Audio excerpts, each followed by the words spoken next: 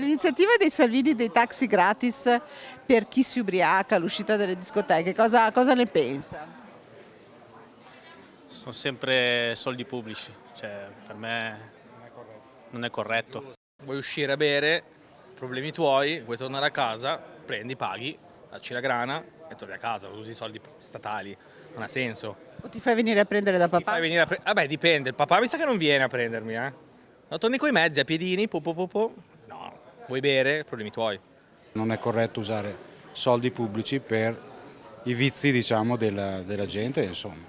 Vuoi divertirlo? Magari non bere quando si guida, cosa pensa? Vabbè no, per esperienza dico di sì, insomma. Uno se sa che va fuori con la macchina è ovvio che deve sapere di non bere, gli altri possono bere, si fanno turni.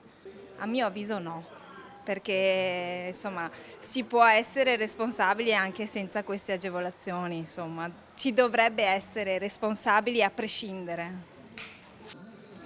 Per salvaguardare le vite, perché quando escono, naturalmente, siamo stati giovani anche noi, si può sbagliare a serata.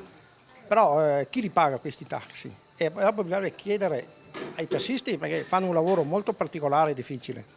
Ascolti, il Bassano che è di fatto un grande locale a cielo aperto con turisti che arrivano da tutto il mondo, non servirebbe gratis anche per località simili il taxi? E là bisognerebbe mettersi a tavola e parlare con le categorie e loro possono dare dei giudizi. Io sono un esterno, sono un barista, per cui un oste. Ma c'è tanta gente che alza il gomito. Guardi, il mio soprannome è il muto, e per cui non dico nulla.